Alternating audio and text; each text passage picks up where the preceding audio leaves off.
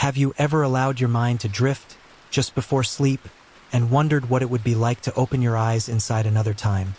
Not in a safe century of screens and bright lights, but in an age where the walls of stone were the only thing standing between you and the endless unknown. Tonight, I invite you to imagine yourself not as a reader of history, not as someone watching a movie from the comfort of a couch, but as a living soul within the doomed city of Troy. Before we step across that threshold together, I ask something small of you. Take a moment, just a few seconds, to like this video. Let me know in the comments where you are listening from. And subscribe to the channel. Only do it if you feel ready, because what lies ahead is not an easy tale. It is a journey into fire, into prophecy, into the fragile heartbeat of human survival. If you are prepared, then breathe in, settle into your pillow, and follow me through the gates. You find yourself on the western coast of Anatolia, where the sea winds carry the smell of salt and burning resin. The great city of Troy rises before you, its walls gleaming under the last glow of the sun. These walls are so thick, they look as though no force on earth could ever bring them down. Within them lies a world both ordinary and extraordinary, markets crowded with traders, shrines where priests chant to gods older than memory, narrow streets echoing with the laughter of children who have never known a life without war. For 10 long years, the Greeks have camped outside these walls. Their ships darkened the shore, their warriors shook the ground with every battle cry, and their kings and champions carved their names into legend with each duel. Yet tonight, there is no thunder of war drums. Tonight, the people of Troy believe the nightmare has ended. They believe victory has finally slipped into their hands. And so, the city is alive with music, with wine, with torches blazing in celebration. At the heart of the main square rests something strange. A gift, the story says. A towering horse made of wood, wheels beneath its belly. Silent as a statue, the Greeks have sailed away, leaving this token behind, a symbol of surrender, or so the Trojans think. You watch as priests bless it, as citizens dance around it, as the walls that once echoed with screams of battle now shake with joy. But there is a part of you that cannot celebrate. Something about the horse feels wrong, too heavy with secrets, too hollow and too quiet. Something in your chest warns you that the danger has not passed, that perhaps the greatest danger of all has only just arrived. You smile politely when a neighbor presses a cup of wine into your hands, but you do not drink. The liquid trembles as your fingers shake. And then you notice the air. It should be cool, touched with the sea breeze, but it is not. It is thick, heavy, as though the city itself is holding its breath. You tilt your head back, staring up at the stars. They shine as they always have, yet to you they seem sharper, like knives watching from above. For the first time, you realize how small you are beneath the sky, and how fragile this night of celebration truly feels.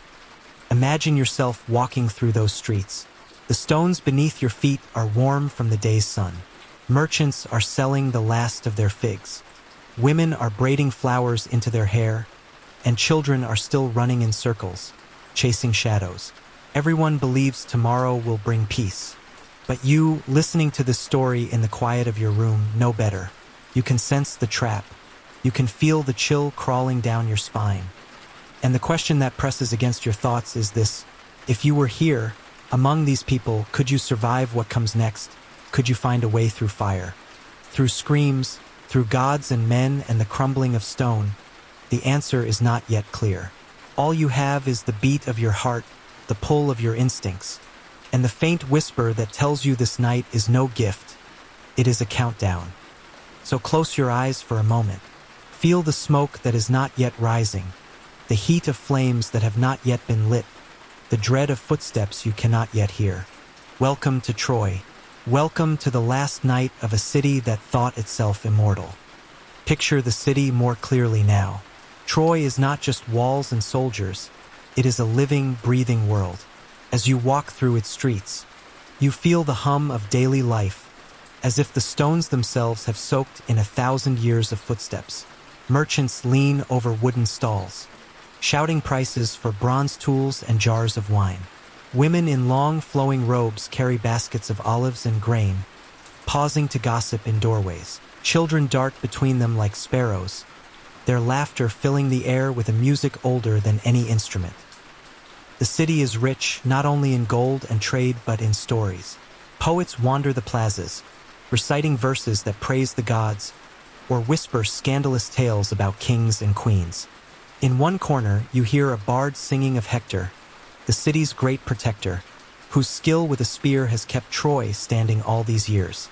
In another, a man carves small wooden idols, selling them for a few coins to travelers who want protection from unseen spirits. Everything feels vibrant, unshakable, like a place that could last forever. And yet, beneath that surface, the air still carries tension. For 10 years, war has gnawed at the edges of this city. Grain has grown scarce, families have buried their dead, and the laughter of children is often cut short by the memory of siege horns that once echoed outside the walls. You sense it in the way people glance nervously at the horizon, as if expecting ships to return at any moment. They want to believe it is over. They need to believe. The great walls loom above you, built of massive stone blocks that shimmer in the torchlight. They are legends in themselves, said to have been crafted with the help of gods. Engineers designed them to withstand battering rams, fire, and endless assault.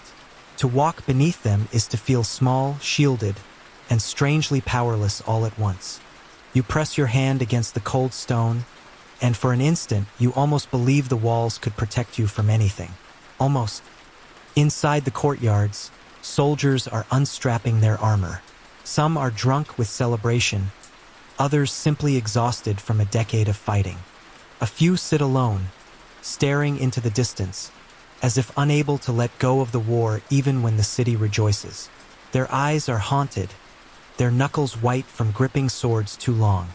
You imagine what it must feel like to carry 10 years of violence inside your body, like a weight pressing against your ribs, refusing to leave. At the palace, King Priam watches over the celebrations with a weary gaze. He is a man who has carried both glory and grief. Around him, princes and nobles boast, their laughter carrying above the crowd. But in his silence, you sense the burden of a ruler who knows that every victory comes with a price. Perhaps he too feels the strange heaviness of the night. Perhaps he too wonders whether the gift in the square is truly a blessing. The streets pulse with life. Musicians play lyres and flutes, dancers spin in circles, their shadows flickering against painted walls. Food vendors grill lamb skewers, the smoke curling into the night sky. You catch the scent of honey cakes and roasted nuts, the kind of simple comfort that makes humans forget the fear of tomorrow. For a moment, even you, standing in the middle of this doomed city, might be tempted to believe that Troy is untouchable. But then, your gaze returns to the horse. Always the horse. Its wooden flanks glisten with resin, its hollow belly groaning faintly as the night wind shifts. No one notices, no one hears, and yet you cannot tear your eyes from it. It is as if the entire city is built around this single object, as if every laugh and every song is only a mask hiding the truth that lurks inside. Someone bumps into you, spilling wine on your tunic. They laugh, apologizing, dragging you into a circle of dancers. For a moment, you let yourself spin, the world blurring with music and firelight. But even in that whirl of celebration, you cannot escape the thought that this is not joy, it is distraction. A distraction from destiny. And you wonder quietly, if you were a Trojan tonight, would you celebrate too? Would you dance until your feet ached, believing that peace had finally come? Or would you, like a shadow among revelers, keep your eyes on the horse, waiting for it to breathe? The storm has not yet broken, but you can already feel the first drop of rain.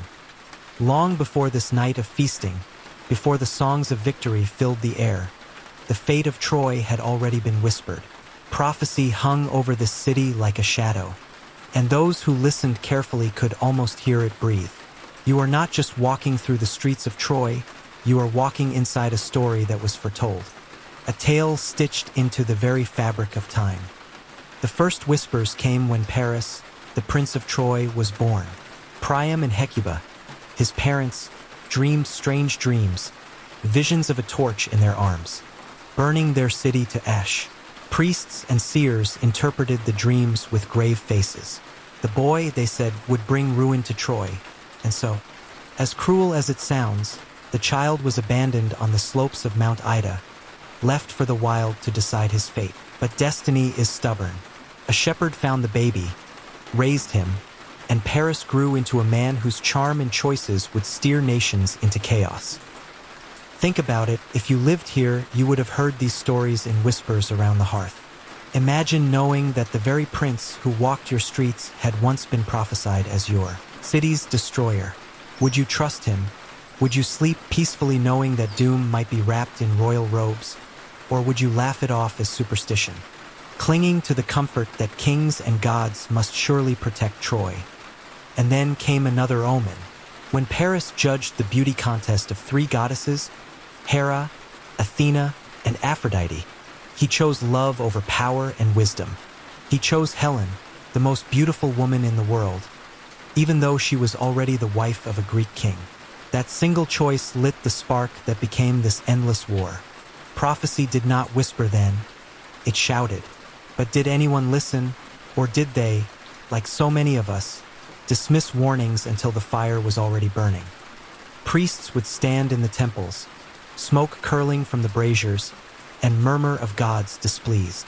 The people nodded politely, then returned to their markets, their homes, their dances. It is easier to ignore prophecy than to live in its shadow. But prophecy does not fade when ignored. It waits. It lingers like the taste of iron in the back of your throat, subtle but impossible to erase. Tonight, as music rolls through the streets, you wonder if the Trojans remember those whispers. Do they recall the dreams of their queen? Do they recall the seers who warned of wooden beasts and fire raining from the sky? Or has celebration silenced every memory, every fear? You glance again at the horse. Yes, the horse. How strange that even this feels like a prophecy fulfilled. In some corners of the city, there are still voices. Old men muttering that this object is cursed, that the gods laugh from above. But their warnings are drowned by the drums and lyres, by the hunger of a people desperate for hope. You can almost feel pity for them. Hope can be the cruelest poison of all. Imagine for a moment that you are one of those priests. You have studied the omens, watched the stars, heard the riddles of the oracle. You know something is wrong, terribly wrong, but every time you open your mouth to speak, the crowd drowns you in cheers. What would you do? Shout louder, risk being mocked, maybe even punished for treason? Or would you fall silent, carrying the burden of truth alone as the city dances toward its own destruction? Prophecy is not a thunderclap. It is a whisper, and whispers are easy to ignore until it is too late. Tonight, the whisper is louder than ever. You feel it in the earth beneath your feet, in the flicker of every torch, in the unease of your own pulse. The question is not whether Troy will fall, that has already been decided.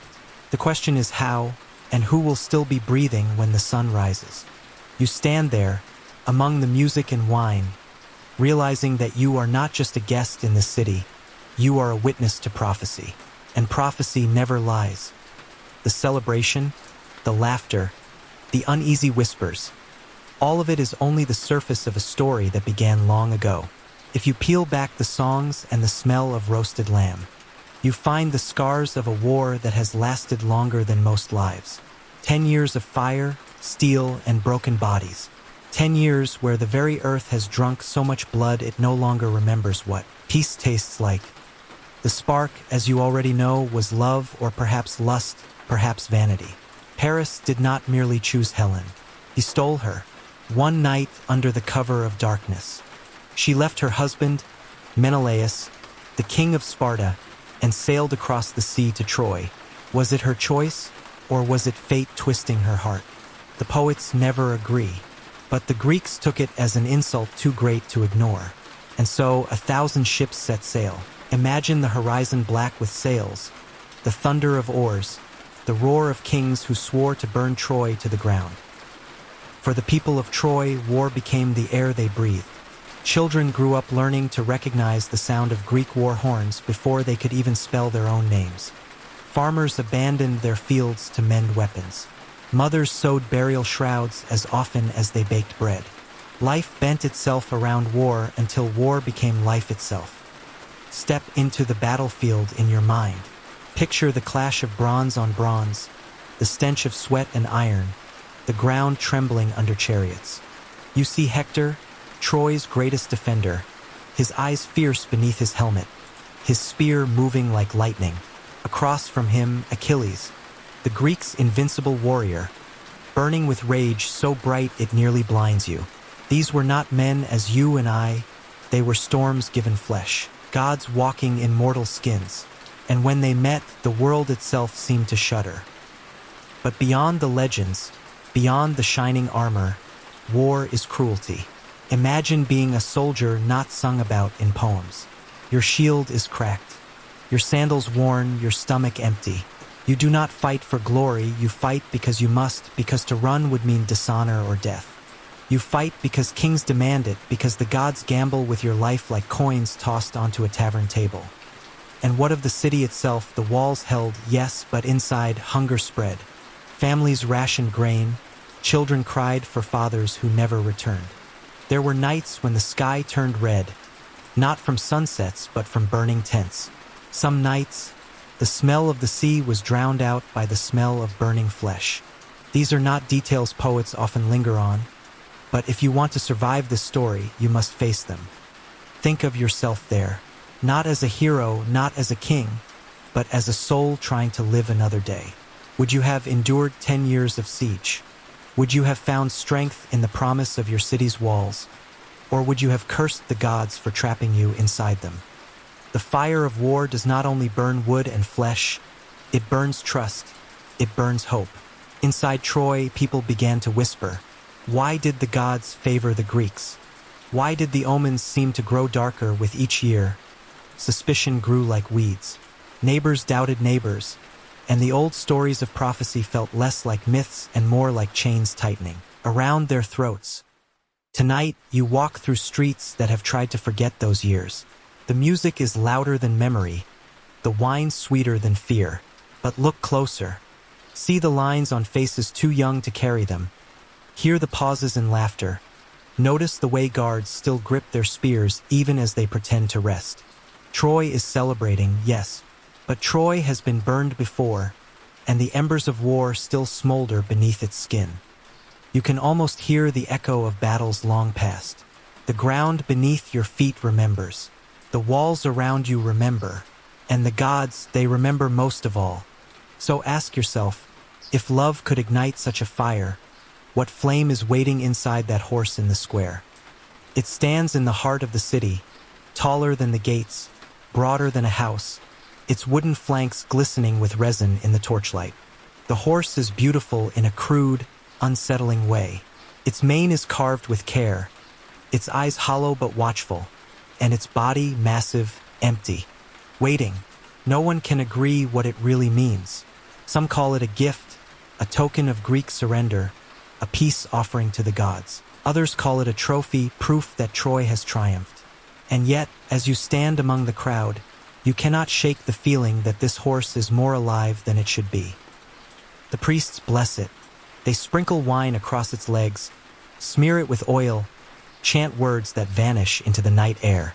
Children run around it, daring each other to touch its hooves. Drunken soldiers slap its belly as though it were a prize pig ready for roasting. People laugh, clap, cheer, and you, caught in the tide of their celebration, want to laugh too, but something holds you back. The horse looms over you, silent, patient like a predator disguised in plain sight. There are whispers, of course. An old seer named Laocoon warns the people. He stares at the horse with fire in his eyes and cries, beware of Greeks bearing gifts. His voice echoes through the square, sharp enough to cut the music. For a heartbeat, silence falls. The crowd looks at him, uneasy, and then they laugh. What is one old man compared to the promise of peace? His words are brushed aside like cobwebs, and the music rises again, louder than before. But fate is not so easily silenced. According to legend, as Laocoon spoke, serpents rose from the sea, coiling around him and his sons, dragging them into the waves. Was it punishment from the gods for doubting the horse, or was it proof that the gods themselves had chosen Troy's destruction? The people took it as a sign. The horse must be holy. They pulled it closer to the temples, treating it with reverence.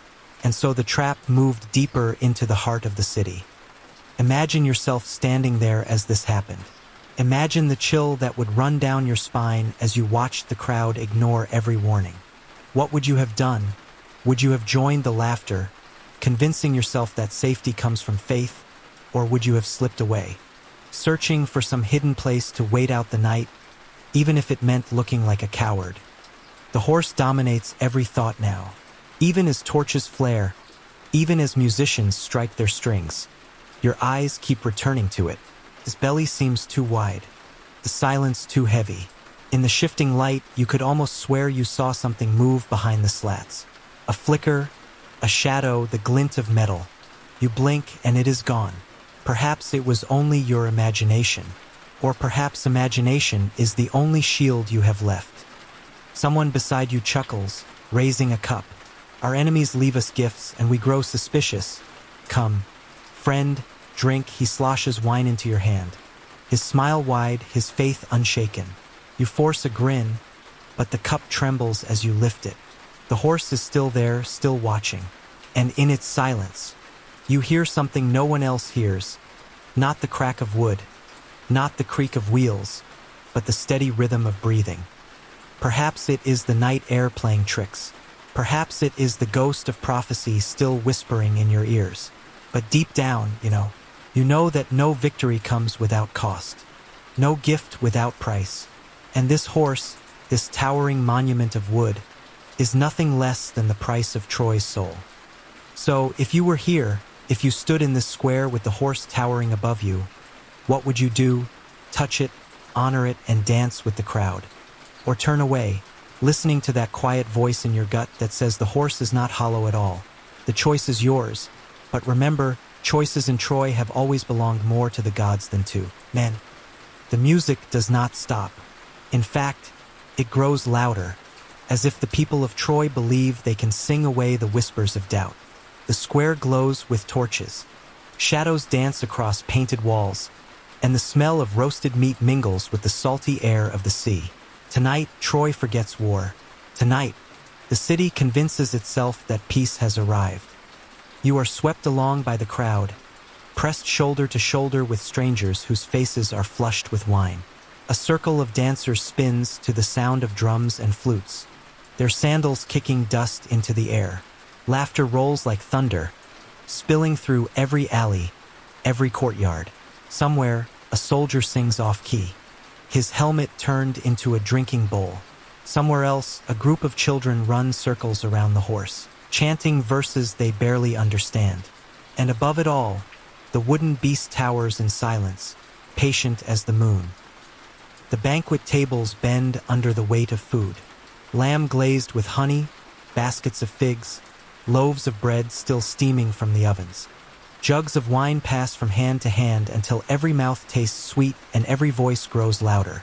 A nobleman, red-faced and staggering, raises his cup high and shouts. To victory, to Troy eternal, the crowd answers in a single roar, so loud you feel it in your chest. And yet, beneath that roar, you hear something else, the creak of wood, faint as a sigh. You glance at the horse. No one else seems to notice. They are too busy filling their stomachs, too busy clapping hands and stomping feet. You swallow hard and wonder if the wine has dulled their senses, or if your own are too sharp. At the palace, King Priam joins the feast. He walks slowly, leaning on his staff, his eyes heavy but kind. The people cheer at his presence. And for a moment, the weight of the city's suffering seems to lift. He blesses the crowd, raising his hand, and reminds them that Troy has endured 10 years of war and emerged unbroken. The words are met with another cheer, louder than before. But you see it, a flicker in his eyes, a shadow that no blessing can chase away. He feels it too, though he will never admit it. Nearby, Paris laughs loudly, his arm around Helen. She glitters in the firelight, her beauty so radiant it almost blinds you. To the Trojans, she is a prize worth 1,000 ships. To the Greeks, she is the spark that lit the war. You cannot help but think, was any of this worth it? The feasts, the deaths, the whispers of prophecy, was it all worth the smile of one woman? Perhaps it was. Or perhaps the gods have simply used her as their excuse to play their cruel game. The night stretches long. Musicians grow bolder, their songs faster, their voices hoarse from endless verses. Jesters tumble and joke, making even the most hardened soldiers laugh until wine spills from their noses. For a moment, you almost laugh too. For a moment, the joy is infectious, and you wonder if maybe, just maybe, you are wrong. Perhaps the horse is harmless. Perhaps the war is truly over. Perhaps tomorrow really will bring peace. But peace has a cruel sense of humor. You step away from the feast, drawn toward the shadows at the edge of the square. There, you see a woman sitting alone, her face pale in the firelight. Cassandra, the cursed prophetess of Troy. She has seen this night in her visions, seen the flames that will rise, the screams that will tear the sky apart. She whispers warnings to anyone who will listen, but no one does. The gods cursed her so that her words would always be true, and never believed. She looks at you, her eyes sharp, her voice trembling. Leave this place. The horse is death. The city is doomed. Her words cut through the noise, but the crowd only laughs at her, mocking her madness. Even her own family dismisses her as cursed. Yet as you meet her gaze, a shiver runs through you. There is no madness in her eyes, only sorrow. You walk back toward the feast, the music wrapping around you again. The dancers spin faster, the songs rise higher, the air thickens with smoke and wine. Troy is alive, louder than it has ever been, as if the city itself wants to burn every last drop of joy before the flames consume it. And you realize this is not a celebration. This is a funeral disguised as a party. The city is dancing at the edge of its own grave, blindfolded, smiling, hands raised to the sky. So ask yourself, if you were here, among the laughter and music, would you dare to believe the prophets? Or would you silence your fear with another cup of wine, praying that the night lasts just a little longer? The night stretches deep, the stars sharp above, the city drunk with its own joy. For hours, the Trojans have sung and laughed, their voices echoing against walls that have stood for centuries. The horse towers silently in the square, shadow swallowing shadow, patient as stone.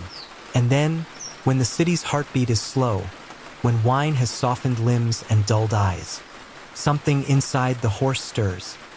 It is faint at first, a shiver of wood, a muffled breath, the soft scrape of metal on wood, like claws scratching to be free. No one notices. The music has finally quieted, dancers collapsed in alleys, soldiers slumped over tables, children asleep in doorways. The great city is still, dreaming it has won, and in that stillness, the horse breathes. Inside its belly, Greek warriors wait. Their bodies ache from hours of silence, their throats dry, their hearts pounding. Among them is Odysseus, cunning as the shadows, his eyes gleaming in the darkness. He places a hand on the wooden wall, feeling the cool air leaking through the cracks. He waits for the signal, the torch on the hill, the sound of waves as ships creep back to shore. The Greeks have not left. They have only hidden, waiting like wolves outside a sleeping flock. At last, the signal comes, a flicker on the horizon, a flame rising and falling like the wink of a god. Odysseus nods and the warriors move. Knives cut ropes, wooden slats groan, and the belly of the horse splits open. Slowly, silently, a ladder lowers into the square. You are there, standing in the shadows of the temple, when the first warrior emerges. His armor catches the torchlight, glinting like a shard of moon. One by one, they climb out, silent phantoms in bronze. Their faces are hard, their movements precise. This is not celebration. This is the opening of a door that should never have been opened. The streets that rang with laughter now echo with footsteps. The Greeks scatter like smoke, slipping into alleys, unlocking gates, cutting throats of sleeping guards. You hear a gasp nearby, a woman waking to find shadows moving through her home. A stifled cry, then silence. The city does not stir. It dreams on, even as death walks its streets.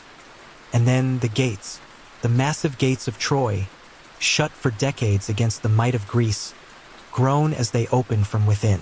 You hear it, the grinding of stone, the crash of iron, the moan of hinges that sound like a beast being torn apart.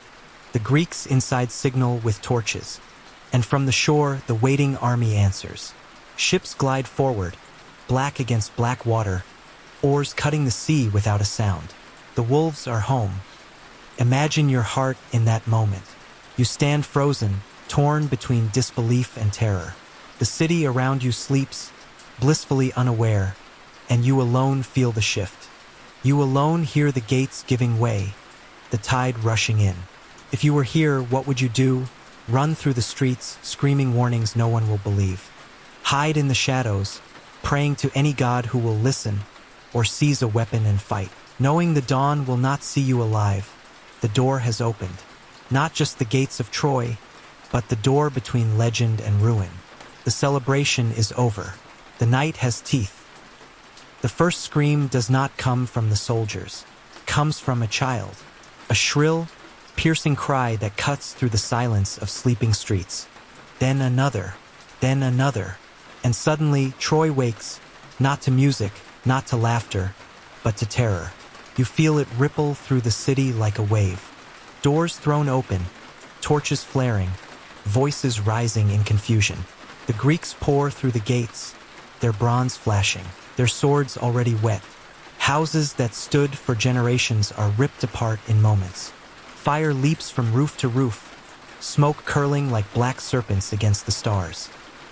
You hear the clash of steel, the shattering of pottery, the thunder of boots pounding down stone streets. Women scream for their children. Men stumble for weapons. Dogs bark until they are silenced by blades. Chaos spreads faster than the flames. Troy, which only hours ago danced in joy, now writhes in panic.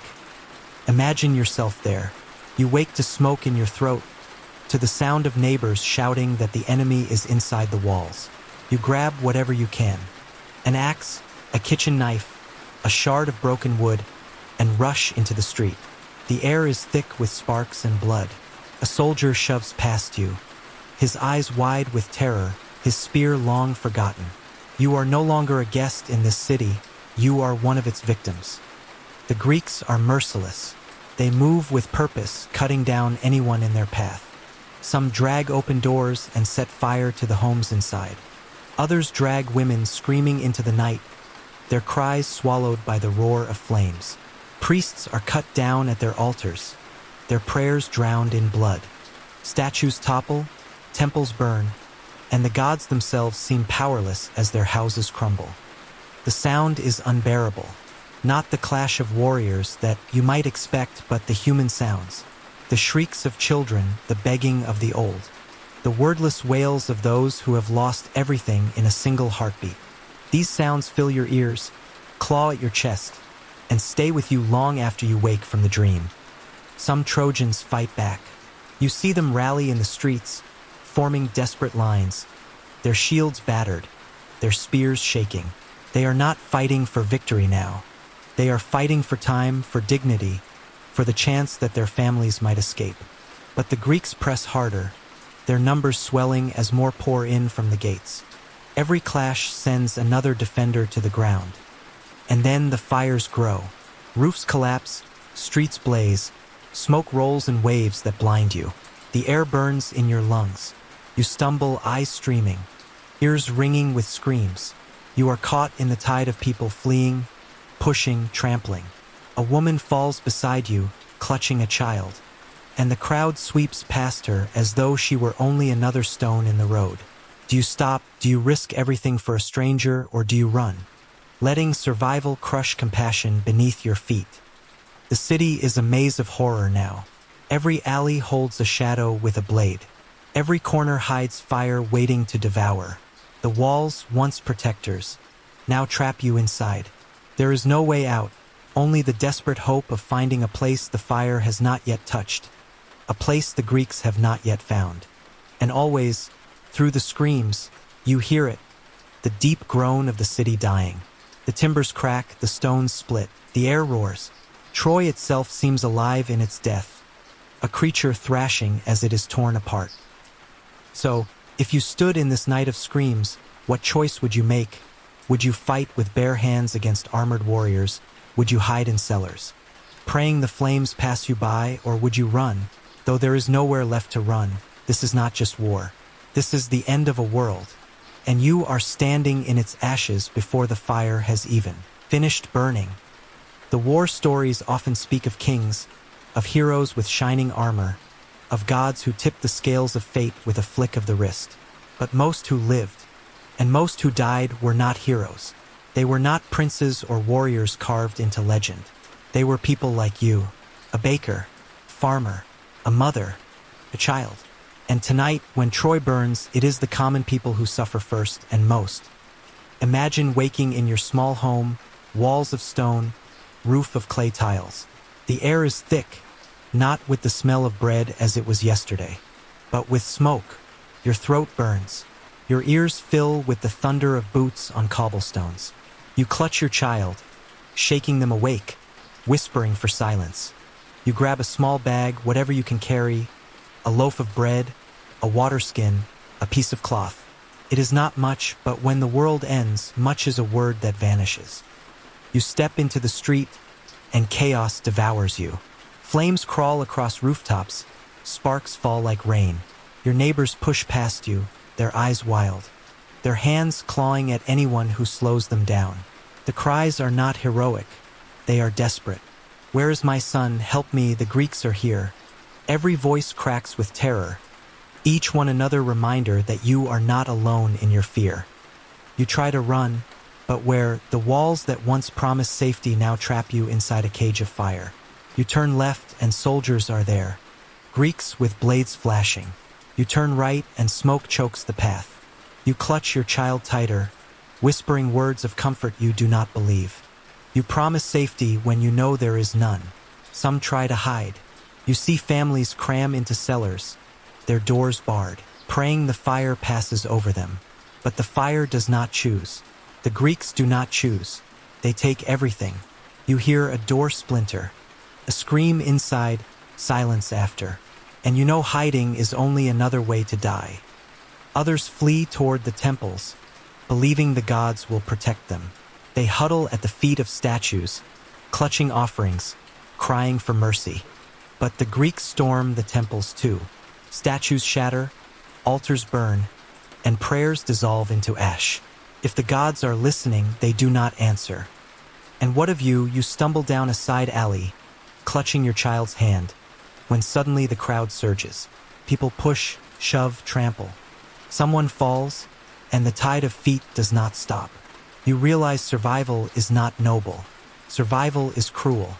It demands you keep moving even when someone else lies crying in the dirt. The sounds close in, steel striking flesh, fire roaring, voices breaking. You feel the weight of history pressing on you. You are not Paris or Helen. You are not Achilles or Hector. You are the nameless heartbeat that history forgets. Yet it is you who feels the fear, the smoke, the terror. It is you who bleeds when legends clash. Pause for a moment. If you were here, would you fight with bare hands for your family? Would you surrender, hoping mercy exists in the eyes of invaders? Or would you run, no matter the cost, no matter the shame, driven only by the primal need to live? Because this is what it means to be a commoner in Troy. Not songs, not glory, only the desperate question that claws at you with every breath.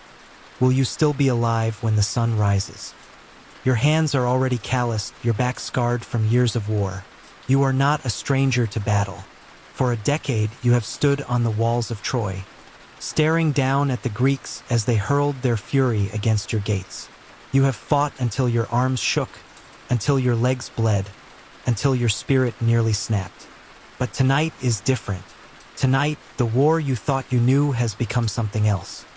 You wake to the clash of steel, to the smell of burning wood, to the thunder of feet in the streets below. Your spear rests by your bed, your shield against the wall. You seize them without thought, muscle memory guiding you faster than fear. Your family stirs behind you, their eyes wide, their voices trembling. You tell them to hide, to lock the door, to pray, but your heart already knows prayer will not be enough. The street outside is fire and shadow. Flames leap high, painting the night in orange and black. You hear the war cries of Greeks, the desperate shouts of Trojans, the shrieks of women pulled into the dark. You rush forward, shield raised, and slam into the chaos. A Greek soldier lunges. His blade sparks against your shield, his breath sour with wine and blood. You shove him back, drive your spear into his chest. He falls, but there is no time to breathe. Another comes, and another. Soon the street is a blur of faces and weapons, too fast to count, too close to think. You fight not for victory. You know victory has already slipped through your fingers. You fight for the seconds, for the fragile slivers of time that might let your family escape, that might let someone else live. Every strike of your spear is a prayer you no longer speak aloud. But the Greeks are endless. They pour through the gates like water through a broken dam. You hear the horns echo across the city, signaling more are coming. And when you look toward the walls, you see torches, so many torches, like a swarm of stars descending to devour your world. Your shield grows heavy. Your arm aches. Sweat burns your eyes. You parry, strike, stumble, and rise again. Around you, comrades fall. Some scream your name as they die. Others vanish into the press of bodies, swallowed by the tide. You keep moving because to stop is to die. And then you hear it, the sound no warrior ever wants to hear. The sound of your own gates closing behind you, trapping you inside the slaughter. There is no retreat, no safety, only the choice between standing or falling. A Greek sword slashes your thigh. Pain explodes, but you grit your teeth. Push forward. You kill another man, then another, each face blurring into the same mask of fear and rage. You are no longer fighting soldiers. You are fighting the end of the world itself. Imagine yourself in this skin. Would you stand and fight until your body gave out, knowing you cannot win? Would you throw down your spear and try to vanish into the shadows, seeking survival over honor, or would you cling to that last ember of pride, choosing to die on your feet rather than live on your knees? The truth is brutal. No choice guarantees life. In this night, even warriors are prey. The Greeks do not care for your skill, your courage, your name. They only care for fire, blood, and victory. So you raise your shield again, though your arm trembles. You take another step into the flames, though your body screams to flee. You fight because it is all that is left to do. And as the city roars and collapses around you, you wonder if the gods are watching, or if they have already turned away. When men fight, they believe the battlefield belongs to them. They shout their names, raise their banners, and strike as though their own will alone could shape destiny. But in Troy, the battlefield has never been only mortal ground. It has always been a stage for the gods. And tonight, as the city burns, their shadows stretch long and terrible across the flames. You feel it in the way the air shifts heavier than smoke should allow. You see it in the way fire bends strangely in the wind, as though drawn toward unseen hands. Somewhere above, thunder rolls, not from clouds, but from Olympus itself. The gods are watching. Perhaps they are laughing. Athena's presence is sharp, like steel. She moves unseen, guiding Greek blades with the precision of thought itself. You notice how their strikes seem too perfect, too swift, as if every motion were whispered into their ears. Troy has never been her city. She turned her face away long ago, and now her favor sharpens the swords that cut through its heart. Poseidon rumbles beneath the earth. You feel the stones of the streets tremble, hear the groan of walls splitting as if the sea god himself were dragging them down. He had once built these walls, legend says, forced by Troy's king to labor like a servant. Perhaps tonight is his revenge, the long memory of a god repaid in rubble and dust. Apollo, bright and terrible, flickers at the edge of the flames. He has always favored Troy, always despised the Greeks. His arrows once fell like plague among their armies. But even his golden light falters against the tide of fate. You see his shadow across the burning temples, his face carved in sorrow as if he too knows his strength is not enough to save what is already doomed. And then there are whispers of darker gods, Eris, goddess of strife, whose apple began it all, dancing unseen through the smoke, smiling at the ruin she sowed. Ares, god of war, drunk on the carnage, feeding on screams as though they were wine. Their laughter is in the clash of steel, their hunger in every drop of blood that stains the ground. Imagine standing in these streets and knowing, truly knowing, that you are not just fighting men. You are caught in a game too large, too cruel. You are a piece on a board the gods push back and forth for their own amusement. And no matter what you do, no matter how bravely you swing your sword or how fast you run, your life is no more than a single move in a divine game. Some Trojans cry to the gods for mercy, lifting their hands to the heavens even as fire rains around them. Others curse them, screaming into the smoke that Olympus has betrayed them.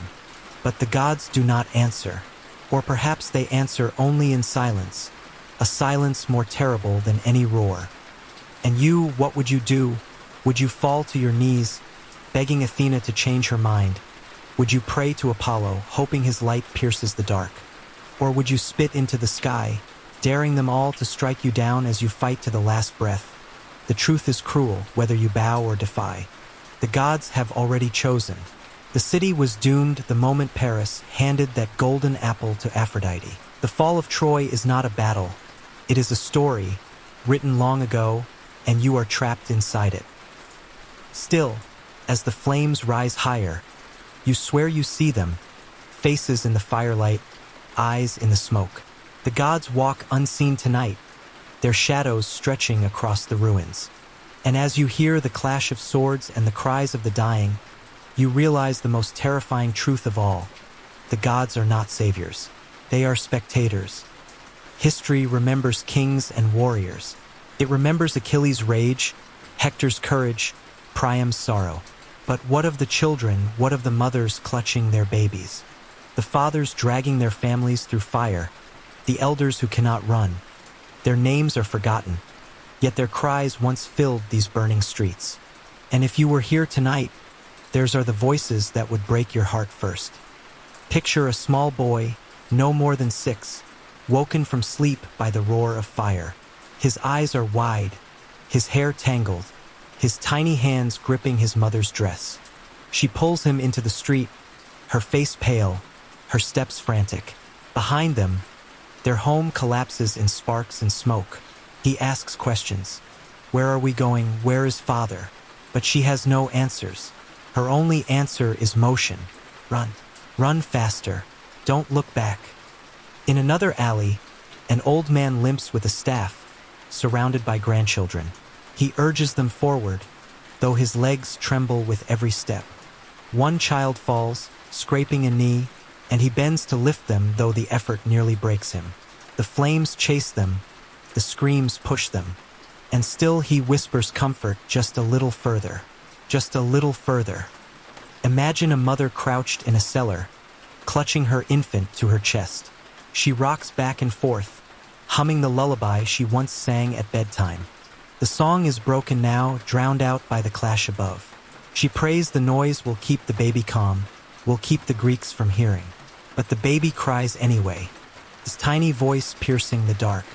And the mother's lullaby turns to sobs, because she knows silence is survival, and survival is already slipping away. These are not stories sung by poets. They are not carved into marble. They are the stories that vanish when the smoke clears. And yet, they are the truest stories of all.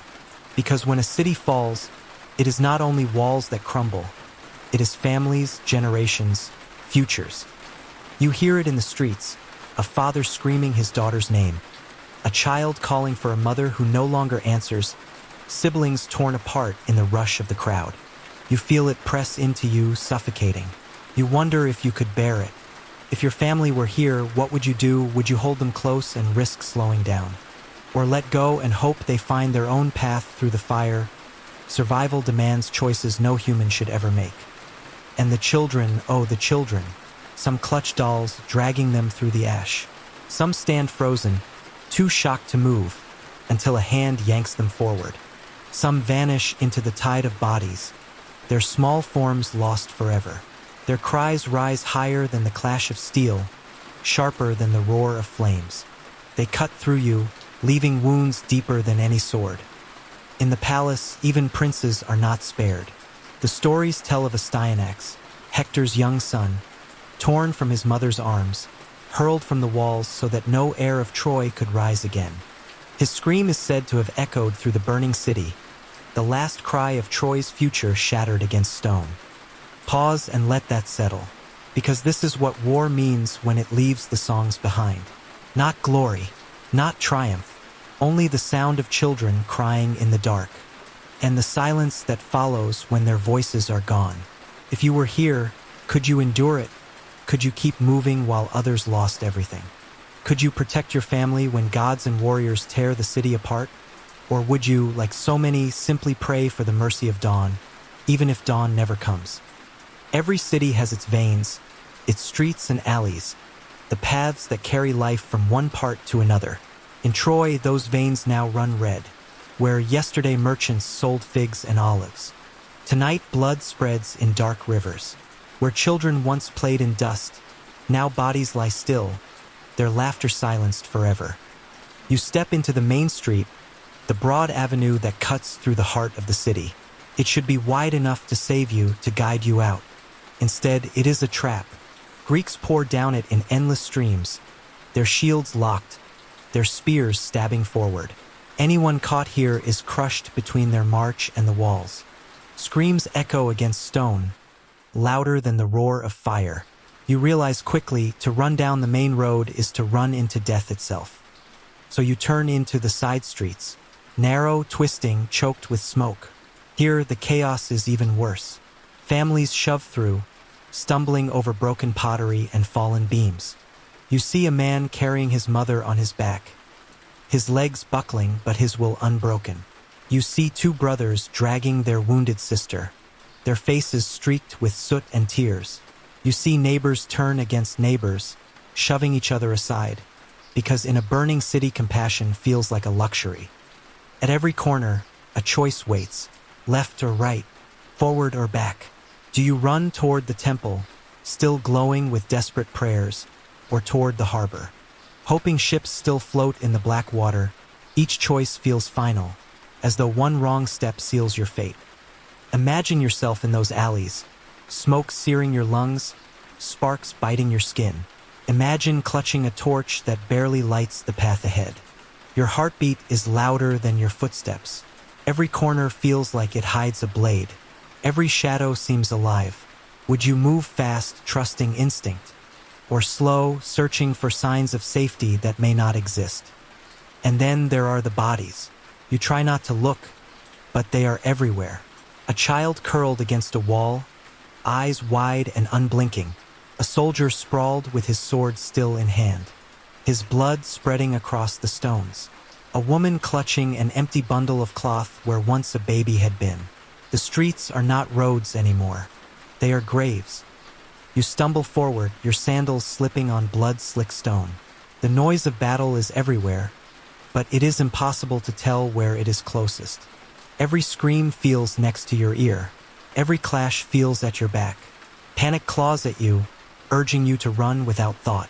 But thought is survival. You know, one wrong turn could lead you straight into Greek blades. And yet, even the careful die. You see it with your own eyes.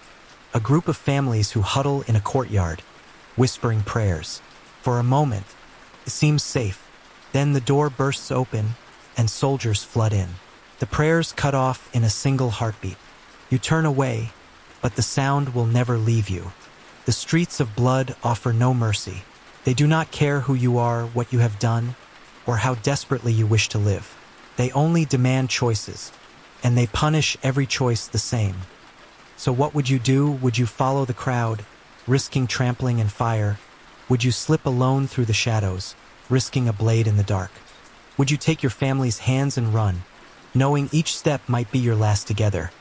The streets of Troy run with blood tonight, and every stone you step on remembers. If you were here, those stones would remember you too. Legends often make heroes immortal. They carve them in stone, sing of them in poems, freeze them in the moment of their greatest triumphs. But heroes bleed like any man, and tonight, in Troy, even the names that once shook the world are swallowed by the fire. Hector, the shield of Troy, is already gone. His body dragged by Achilles, his honor sung in sorrow. Yet his absence lingers. People whisper that if Hector still lived, the city would never have fallen. Perhaps it is true, perhaps not. What is certain is that his death left Troy hollow, its heartbeat fractured, its walls tall but empty of courage. Now other heroes meet their end. In the palace, Priam, old and weary, seeks mercy. The king who once ruled with dignity now kneels before Achilles' son, Neoptolemus. He clasps the boy's knees, begging for compassion. But compassion is not found tonight. With a sword stroke, the old king falls across the altar of Zeus, his blood staining the stones of the god who does not answer. Imagine the silence in that hall as a dynasty ended with a single blow. Elsewhere, warriors fight knowing their names will not survive. Brave defenders, sons of Troy, men whose hands blistered from swords they never wished to hold. They fall in alleys, on stairways, beneath collapsing roofs. Their stories end in shadows, yet without them, the city would have fallen faster. They are unnamed in history, but they are heroes still. And then there are those who try to flee. Aeneas, carrying his father Anchises on his shoulders, his son by his side, slips through the burning streets. The gods have chosen him to survive, to carry Troy's spirit into another world, another future. But even his escape is soaked in grief. Behind him, his wife Creusa vanishes into the chaos, her voice lost in the screams. Some heroes are saved, but never whole. Think of Paris, the prince whose choice began it all. By now, his arrows are spent, his body weakened. Some say he dies by a poison shaft. Some say he fades forgotten in the smoke. No matter which story you believe, the truth is the same.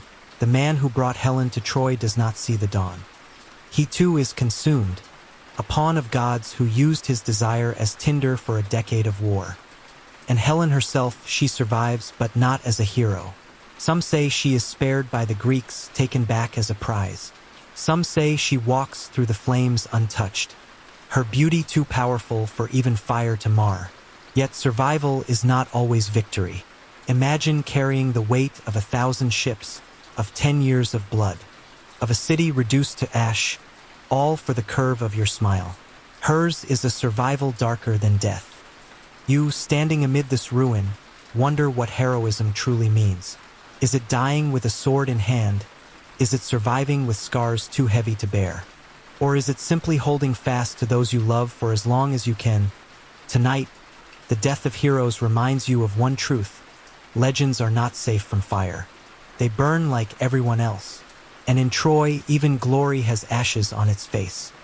The end does not come with a single blow. It comes with fire. Fire that leaps from roof to roof, swallowing streets, temples, palaces, and memories. Fire that roars louder than battle cries, hungrier than swords, crueler than any enemy's hand. Tonight, Troy does not fall by steel alone.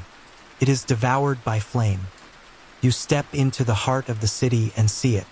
Towers once proud, their stone blackened, their beams collapsing in sparks. The palace roof groans, timbers splitting, before crashing into a storm of embers that paint the sky in blood-red light. The air is a furnace, every breath searing your lungs, every heartbeat echoing like a drum of doom. The fire has no master. Greeks set the first sparks, but now it rages wild, untamed. It crawls into alleys, it climbs temple walls, it devours homes where generations once laughed. Statues melt into shapeless lumps, golden treasures drip like wax, painted frescoes vanish in smoke. A city that took centuries to build is erased in hours. You stumble through the streets, the ground burning beneath your feet. Flames coil like serpents around doorways, chasing the last survivors. You see people running, their clothes aflame, their screams piercing the night. Some plunge into wells, hoping water will save them, but fire boils even the wells dry. Others fling themselves from rooftops, choosing the mercy of falling stone over the agony of fire. Imagine the sound. Not only the crack of beams breaking, not only the hiss of fire devouring wood, but the human sounds, the coughing, the shrieks, the frantic prayers rising into smoke. It is unbearable. The fire is everywhere, and yet the worst part is knowing there is no escape. The walls of Troy, once its strength, are now its prison. And what of the temples, once holy? They burn the brightest. Flames climb the columns, lick across sacred carvings, turn altars to ash. You see priests clutching idols, carrying them into the streets, only to drop them as their robes ignite. The gods do not save their own houses tonight. Their silence is as heavy as the smoke. Even the sea glows with fire. From the harbor, you see flames reflecting across the water, ships pulling away heavy with plunder. The horizon is black and red, as if the world itself were bleeding. Troy is not only destroyed, it is erased, its light swallowed by fire so completely that the stars above seem ashamed to shine. Now imagine yourself here. You feel the heat blistering your skin, the smoke clawing your throat. Do you run toward the gates, knowing Greeks wait there with swords? Do you hide in the ruins, praying the fire passes by? Or do you simply stand, frozen, watching your city turn to ash, your life consumed before your eyes? The fire of Troy is not just flame. It is memory burning, identity burning, hope burning. It is the roar of endings. And if you were here, you would know the most terrifying truth. Death is not always the worst fate. Sometimes the worst fate is to survive, to carry the smell of smoke in your lungs and the vision of fire in your eyes, forever. So ask yourself, in a night where gods are silent and flames louder than prayers, what would you cling to? Would you clutch a weapon, a relic, a loved one's hand, or would you let go, surrendering everything to the fire, knowing it was stronger than all men, all kings, all heroes? This is how Troy ends, not with a single sword stroke, not with a cry of triumph, but with fire, the oldest enemy of mankind, rising like a god to claim its due. When the flames dim and the screams fade, when the smoke drifts out over the sea, Troy is no more. Its towers are broken, its palaces ash, its temples ruins blackened by fire. But not everyone is gone. Some live, and sometimes survival is heavier than death. The survivors crawl from the rubble like ghosts, faces smeared with soot, eyes hollow, voices hoarse from screaming. They wander through streets that no longer exist, searching for family who will never answer, for homes that are nothing but smoking foundations.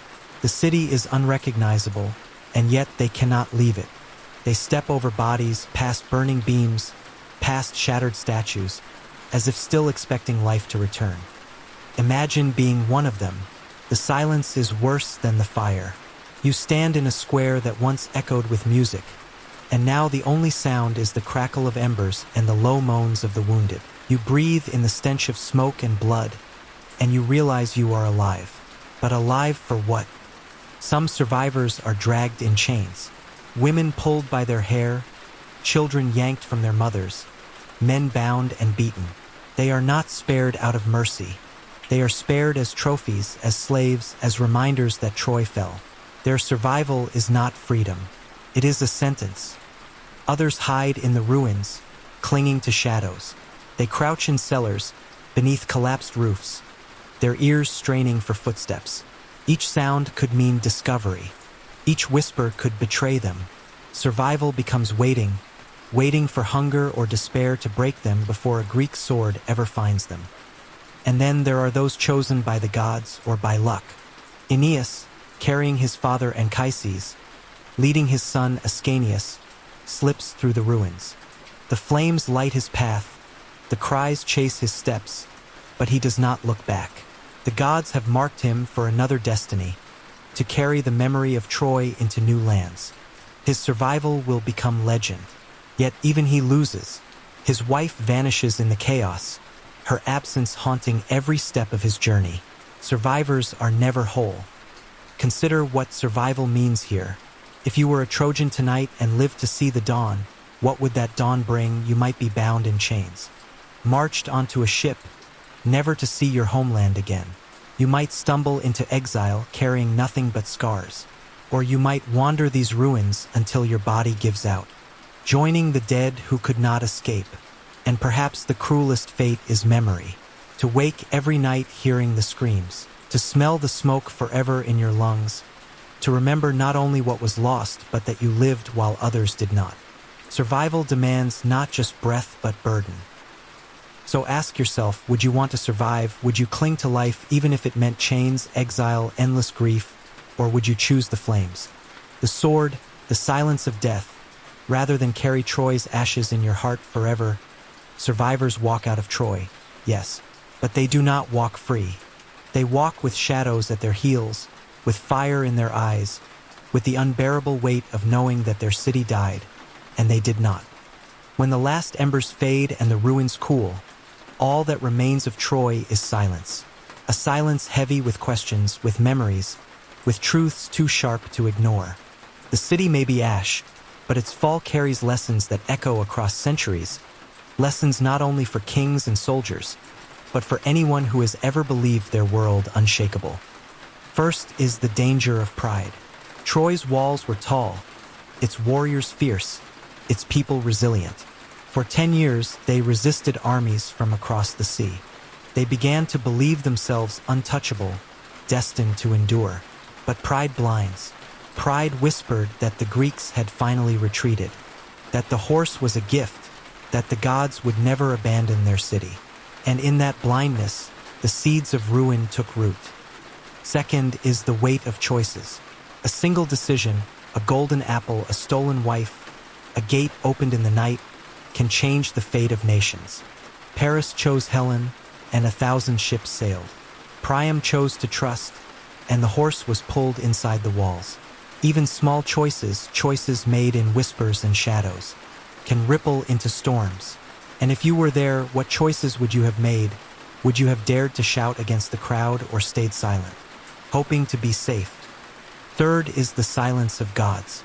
The Trojans prayed, sacrificed, built temples that touched the sky. Yet when the night of fire came, the gods stood still. Or worse, they played both sides. Perhaps the lesson is not to expect gods to save us, but to remember that survival often rests in human hands. Faith may guide, but it cannot guard a gate. And then there is the truth about survival itself. To endure is not always victory. Survivors carried scars deeper than wounds, memories heavier than stone. Aeneas carried Troy's spirit, yes, but also its grief. Helen lived, but her survival was bitterer than death. Sometimes the lesson is not in how to survive, but in how to live with survival afterward. Now think about yourself. What walls do you trust too much? What gifts have you welcomed without question? What warnings have you ignored because they were inconvenient? Or because they came from voices too easily dismissed? The fall of Troy is not only ancient history, it is a mirror.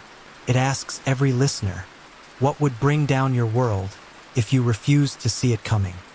The Greeks destroyed Troy with fire and steel, but Troy destroyed itself with pride, with blindness, with choices made in arrogance and fear. And that is the lesson that burns brighter than any flame.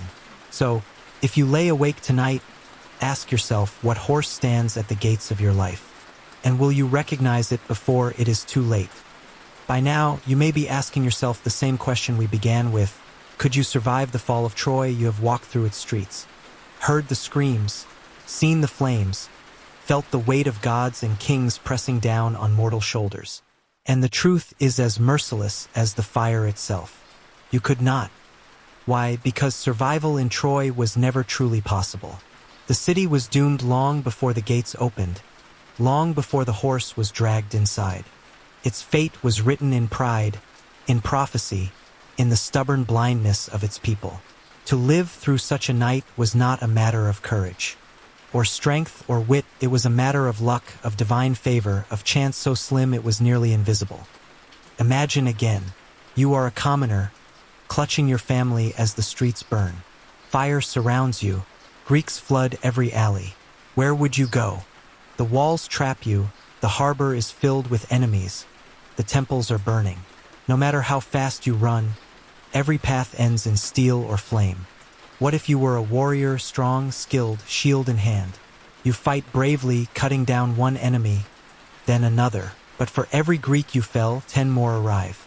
Your body will tire. Your arms will fail. No man can fight forever, and in Troy, forever is measured in minutes. What if you had the cunning of Odysseus, the vision of Cassandra, the favor of Apollo? Even then, the weight of fate would crush you. Cassandra saw the future, and no one believed her. Priam begged for mercy, and mercy was denied. Aeneas was spared, yes, but even he lost his wife, his city, his past. Survival here was never clean. It was always a wound carried forward. The truth is this: Troy was not a place where humans decided. It was a stage for gods, for destiny, for forces too vast to resist. And you, mortal, fragile, unarmed against prophecy, could not bend that tide. You would be swept away like all the rest. And perhaps that is the deepest lesson. We like to imagine ourselves clever, strong, resourceful. We tell ourselves we would find the hidden path, seize the last boat, strike the final blow. But history reminds us, sometimes there is no path. Sometimes there is no boat. Sometimes the fire is bigger than you, and the gods do not care. If you were in Troy that night, you would not be a hero. You would not be immortalized in song. You would be one more voice lost in the chorus of screams. One more body carried by the tide of fire and steel. You would hope, you would fight, you would run, but you would not survive. And so, as you lie awake tonight, remember Troy not as a distant ruin, but as a reminder of fragility. Civilization feels eternal until it burns. Safety feels certain until the gates open. Life feels guaranteed until the moment it does not. And if the greatest city of its age could fall, what makes you think survival is ever truly guaranteed? That is why you could not survive. Not because you are weak, but because no one could. Not in Troy, not in that night. The city may be gone, but its voice has never truly fallen silent. Long after the flames burned out and the stones cooled, Troy lived on. Not in walls, not in streets, but in memory. Its echo stretched across centuries, carried in poems, myths, songs, and the whispers of storytellers who refused to let it die. And tonight, as you listen, you are part of that echo too. Homer was the first great keeper of Troy's ghost. His Iliad did not simply recount a war. It gave faces to rage, names to sorrow, and music to grief. Through his verses, Achilles' fury still burns. Hector still fights beneath the walls. Priam still begs for mercy, and Helen's beauty still bends the will of nations. The story became larger than history. It became myth woven into the fabric of Western imagination. For the Greeks, Troy was proof of their valor, a tale of triumph that justified their power. For the Romans, Troy became ancestry itself. They claimed Aeneas as their forefather, the survivor who carried the fire of a dead city into a new world, planting the seed of Rome. To call yourself a son of Troy was to inherit both tragedy and destiny. But Troy's echo did not stop in the ancient world. Through the Middle Ages, poets and knights reimagined its heroes in their own image, turning Achilles into a knight in shining armor, Helen into the archetype of fatal beauty, and Troy itself into a warning carved into legend. Each generation bent the story, but never broke it, because Troy is not just a place, it is a mirror of human nature. Think of how often we return to it. Historians dig its ruins, archaeologists brushing dust from stones that once felt fire. Scholars debate whether the war truly happened, whether the horse was real or only a symbol. Yet even if the details blur, the meaning remains. We keep telling the story not because we need the facts, but because we need the truth it carries, that pride blinds, that desire destroys, that no city is eternal. And here you are, thousands of years later, still listening. The screams of Troy have crossed oceans and centuries to reach your ears. You sit safely in your room, but the echo pulls you back, makes you imagine the heat of flames, the weight of smoke, the terror of no escape. In that moment, you are not outside history. You are inside it. So ask yourself, why does Troy still haunt us? Perhaps because its fall is not only about them. It is about us. Every empire that rises fears becoming Troy. Every city that builds high walls imagines they will last forever, until the fire comes. Every person who clings too tightly to pride or desire risks dragging their own world into ruin. Troy's stones are scattered.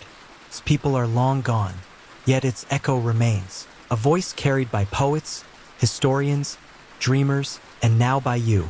And as long as someone remembers, Troy has not truly fallen. And so we arrive at the end. The walls of Troy have fallen.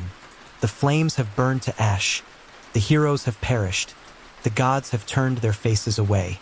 Yet somehow, you and I are still here, walking together through the ruins, listening to echoes that refuse to die. That is the strange magic of stories. They allow us to survive what no mortal ever could. Think about the journey you have just taken. You stood at the gates, staring up at the horse that loomed like a shadow of destiny. You drank at the feast that became a funeral. You heard Cassandra's warnings, ignored by all. You felt the city tremble as the gates opened, the night split by screams, the streets drowning in blood. You held the hand of a child who had nowhere left to run, raised the shield of a soldier who knew no victory was possible, saw the gods watching with cruel amusement, and tasted the smoke of temples devoured by fire. You have lived, in your imagination, what no one in Troy truly survived. And that is why you could not have lived through it, not because you are weak, but because no one could. Not a king, not a soldier, not a mother, not even a child. Troy fell for all, and all who were within its walls were claimed by its fall. Yet the story itself survived. And in listening, in imagining, in allowing yourself to walk those burning streets, you too have become part of its survival. The city fell, but the memory rises again each time it is told. In that way, you are both witness and heir. So what do we take from Troy? Perhaps that pride destroys. Perhaps that no city is eternal. Perhaps that survival is more than breath, it is memory, burden, and the courage to tell the tale. Or perhaps the lesson is simpler, that every age, every nation, every person has their own horse at the gates. And the question is not whether it will come, but whether you will recognize it before it is too late. And now, before we part, let me ask you this: if you could choose, would you rather have been in Troy that night, facing fire and fate, or here, safe but haunted by the echoes of history? Take a moment, and if you have walked with me this far, I would love to hear your answer. Tell me in the comments what you think. What lesson from Troy speaks most to you, and what stories you would like to hear next. Before you go, please give this video a like, share it with a friend who enjoys stories by firelight, and subscribe to the channel so we can continue this journey together. Your support keeps these ancient voices alive. And now, as the embers fade and the night grows calm, close your eyes, rest. The story is over, but the echoes remain. Until next time, may your walls stand strong, your nights be peaceful, and your dreams be filled with stories worth remembering.